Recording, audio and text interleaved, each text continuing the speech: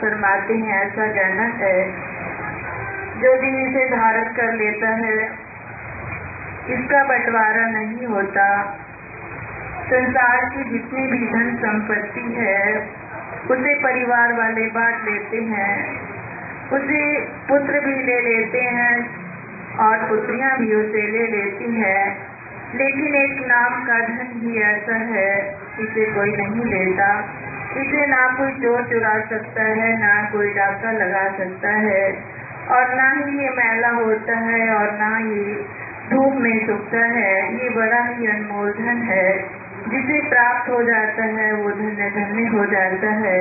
ये धन केवल सद्गुरुदेव जी से ही प्राप्त होता है। जो जीवात्मा सद्गुरुदेव की चरण में आती हैं, सत्संग में आती हैं, तो ये नाम का खजाना प्रभु उसे दे देते हैं, और इस धन को जीवात्मा पाकर मालो माल हो जाती है, और सदा ही अपने जो उसका लक्ष्य है उस लक्ष्य पर पहुंच जाती है।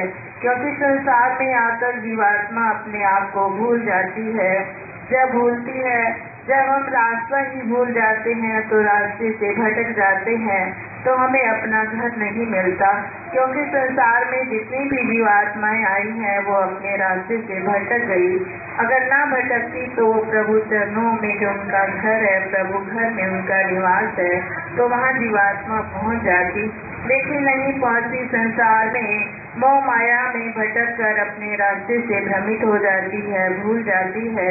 सद्गुरुदेव आते हैं, संत रूप में अवतार लेकर आते हैं, तो जीवों को सत्य मार्ग दर्शाते हैं, बताते हैं बेटा ये तेरा धर्म है, ये तेरा रास्ता है, तो सत्य का पालन कर और झूठ का त्याग करके संसार सागर से पार हो जा। क्योंकि ये संसार तो एक दलदल है, इसमें जो जीवात्माएं आती हैं वो फंस जाती हैं, और जिनका हाथ श्री गुरु महाराज जी के हाथ में होता है वो ही जीवात्मा इस दलदल से निकलती हैं। एक बार एक गाय भाग रही थी और उसके पीछे एक शेर लग जाता है, और गाय आगे आगे भागती है, शेर उसका पीछा करता है उसे पकड़ने के लिए। जैसी ही गाय आगे आगे भागती है तो क्या कहते हैं कि आगे से तालाब है, गाय उसमें छलांग लगाती है, उसमें दलदल है, गाय फंस जाती है, और शेर भी उसका पीछा करते हुए उस तालाब में जब छलांग लगाता है शेर भी फंस जाता है। जैसे शेर फंस गया वैसे गाय भी फंसी हुई थी। गाय ने जब शेर को देखा तो गाय हंसने लगी, तो शेर कहता है गाय से कि आप मेरे को देख कर क्यों हंस रही हो? तो गाय कहने लगी कि मैं तो इस तालाब में फंस गई, मेरा मालिक आएगा इस दलदल से निकाल लेगा, लेकिन तेरा तो कोई मालिक ही नहीं है, तेरा कोई साथ देने वाला तेरा कोई भी नहीं है, तू तो किसी का बना ही नहीं है, तो तेरे को कौन निकालेगा? मेरा मालिक मुझे निकाल लेगा, तो इसी दलदल में फंस कर अपने प्राण त्याग देगा। तो इसी तरह ये संसार भी एक दलदल है, उसमें जीवात्मा आकर फंस जाती है।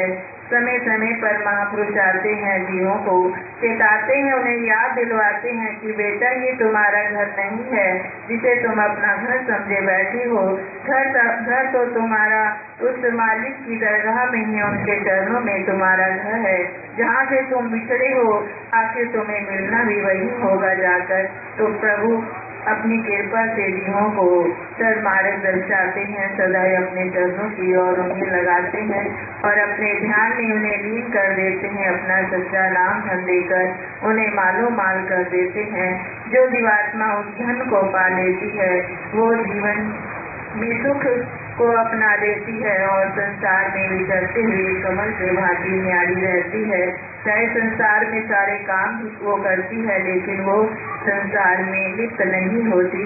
उसे याद होता है कि मैं कहाँ से आई और मैंने कहाँ जा मिलना है। मेरा घर तो श्री गुरु महाराज जी के चरणों में है।